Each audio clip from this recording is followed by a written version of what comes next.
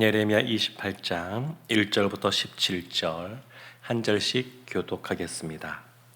그해 곧 유다 왕 시드기야가 다스리기 시작한 지 4년 다섯째 달 기브온 아수르의 아들 선지자 하나냐가 여호와의 성전에서 제사장들과 모든 백성이 보는 앞에서 내게 말하여 이르되 만군의 여호와 이스라엘의 하나님이 이같이 일러 말씀하시기를 내가 바벨론의 왕의 멍에를 꺾었느니라.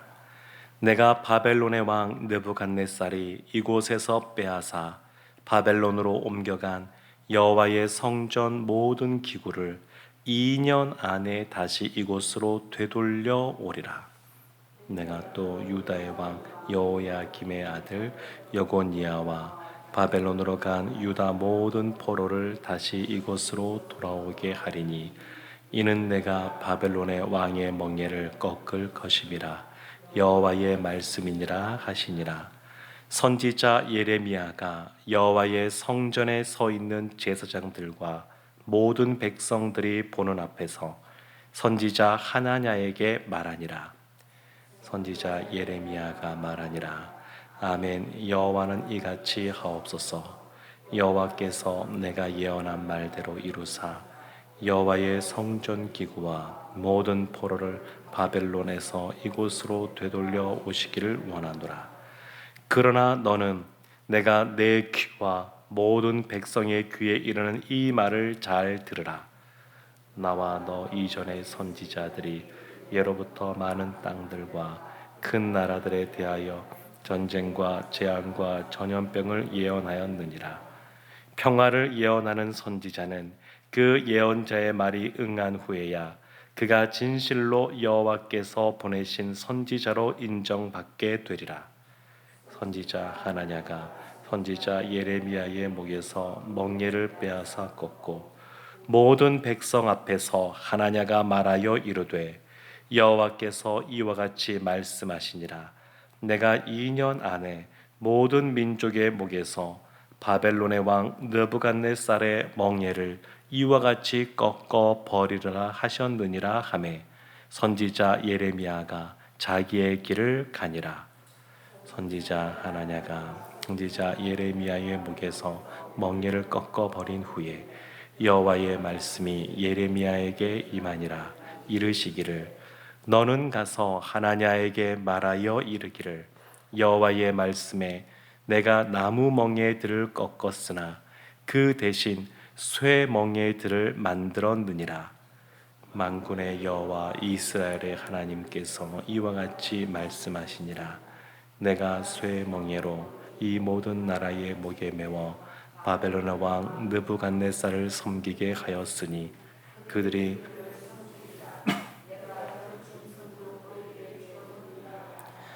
선지자 예레미야가 선지자 하나냐에게 이르되 하나냐여 들으라. 여호와께서 너를 보내지 아니하셨거늘 내가 이 백성에게 거짓을 믿게 하는도다. 그러므로 여호와께서 이와 같이 말씀하시되 내가 너를 지면에서 제하리니 내가 여호와께 패역한 말을 하였음이라. 내가 금년에 죽으리라 하셨느니라 하더니 함께 보겠습니다. 선지자 하나냐가 그의 7째 달에 죽었더라. 아멘. 오늘 말씀에는 예레미야와 하나냐라고 하는 두 선지자가 등장합니다. 근데 하나냐가 참 하나님의 말씀이라고 하면서 많은 것들을 예언하고 있는데 오늘 말씀에 보면 그것이 거짓된 것인 것을 알 수가 있습니다. 오늘 1절 말씀부터 보게 되면 그 1절 후반절이 이렇게 나옵니다. 하나냐가 여호와의 성전에서 제사장들과 모든 백성이 보는 앞에서 말하였다. 하나냐가 선지자로 인정받던 사람입니다. 그래서 성전에서 제사장들을 앞에 두고 백성들을 앞에 두고 또 거기에 예레미야가 있었는데 예레미야 앞에서 이제 말하는 겁니다. 뭐라고 말하냐면 3절 말씀이 이렇게 나옵니다. 내가 바벨론의 왕 느부갓네살이 이곳에서 빼앗아 바벨론으로 옮겨간 여호와의 성전 모든 기구를 2년 안에 다시 이곳으로 되돌려 오리라. 하나님이 이렇게 말씀하셨다라고 하면서 바벨론의 포로로 사람들이 잡혀갈 때 성전에 있었던 기물들도 그들이 가져갔습니다. 그런데 그 가져간 그 기물을 2년 안에 다시 돌아오게 할 것이다. 이렇게 하나님이 말씀하셨다고 이 하나냐가 예언하고 있는 겁니다. 하나님이 여러 번에 걸쳐서 또 예레미야에게 너희가 돌아올 때는 70년의 세월이 지나야 돌아오게 될 것이다. 이런 말씀을 주셨습니다. 그런데 예레미야는 70년이라고 예언했는데 하나냐는 2년이다. 2년. 2년 안에 돌아오게 될 것이다. 이렇게 말을 한 겁니다. 그러면서 4절 말씀에 보면 이런 말씀도 합니다. 성전의 모든 기구만 돌아오는 것이 아니라 4절 보면 바벨론으로 간 유다 모든 포로를 다시 이곳으로 돌아오게 하리니, 하나님께서 그 잡혀간 사람들도 2년 안에 다 돌아오게 할 것이다. 이렇게 말을 합니다. 그러니까 이 말을 들은 예레미야가 다시 말을 하는데 6절 말씀에 이렇게 대답하면서 말합니다. 선지자 예레미야가 말하니라 아멘 여호와는 이같이 하옵소서. 지금 하나냐, 거짓 선지자인 하나냐가 거짓 예언을 말하고 있는데 이 예레미야가 아멘 그렇게 하십시오 하나님 이렇게 말하는 겁니다. 사실 예레미야는 자신의 나라, 자신의 민족이 이와 같이 망해가는 것을 본인도 원하지 않습니다. 본인도 괴롭습니다. 하나님이 심판을 말씀하시고 바벨론의 포로로 잡혀갈 것에 대해서 말씀하셔서 하나님이 주신 말씀을 가감없이 전한다라고 해서 그 말씀을 전하고는 있지만 예레미야의 마음은 참 그것이 어렵고 힘들고, 예레미야의 마음은 정말로 이 하나냐가 거짓으로 말했지만 하나님께서 진짜 2년 안에 돌아오게 하시는 은혜를 베풀어 줬으면 좋겠다, 이런 마음이 있는 겁니다. 그렇지만 분명하게 말을 하는데 7절 말씀에 이렇게 말합니다. 그러나 예레미야가 그러나라고 하면서 이제 진실을 말하기 시작합니다. 너는, 이건 하나냐거든요. 하나냐는 내가 내 귀와 모든 백성의 귀에 이르는 이 말을 잘 들으라. 너 다시 한번 잘 들으라 하면서 8절과 9절 말씀에 보면 이렇게 말합니다. 나와 너 이전의 선지자들이 예로부터 참 많은 나라와 땅들에 대해서 전쟁과 재앙에 대해서 예언을 했었다.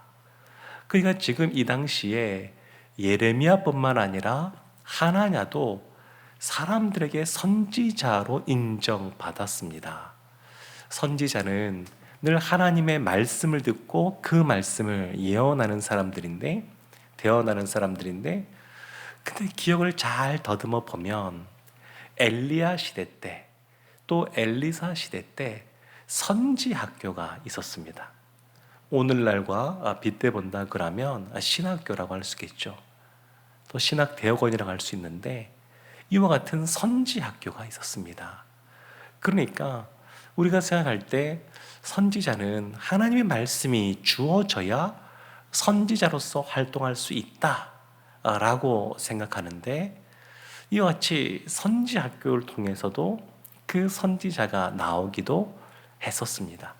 그러니까 지금 이 말씀을 보면 예레미야뿐만 아니라 하나냐도 사람들에서는 선지자로 인정을 받고 있었던 겁니다.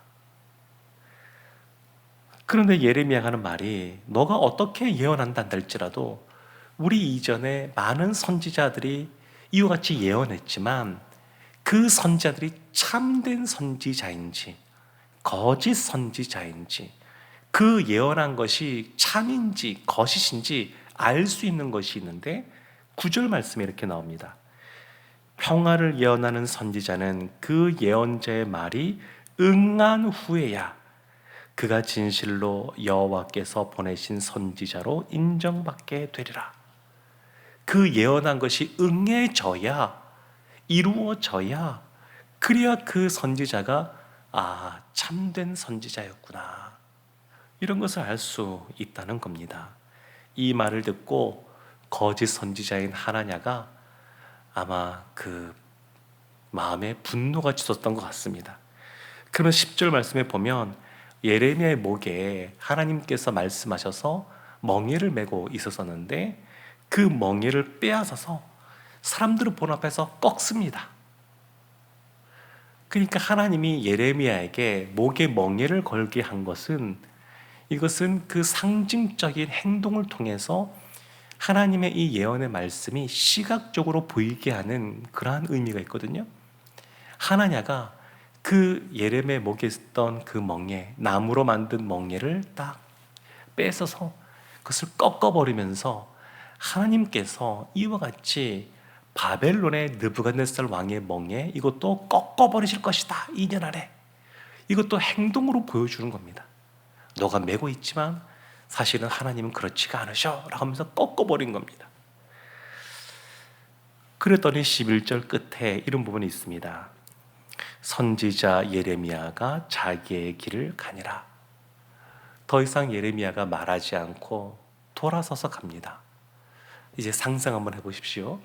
이게 충분히 성경을 통해서 추론할 수 있는 내용인데, 그 주변에 있었던 제사장들, 또 그 성전에 모여 있었던 백성들이 어떻게 반응했을 것 같습니까? 하나냐가 예레미야의 목에 있었던 멍에를 뺏어가지고 그것을 분지르면서 하나님께서 바벨론의 느부갓네살 왕의 이 멍에를 2년 안에 이와 같이 꺾어버릴 것이다 라고 말하고 행동을 보였을 때 아마 주변에서 와 하지 않았을까 싶습니다.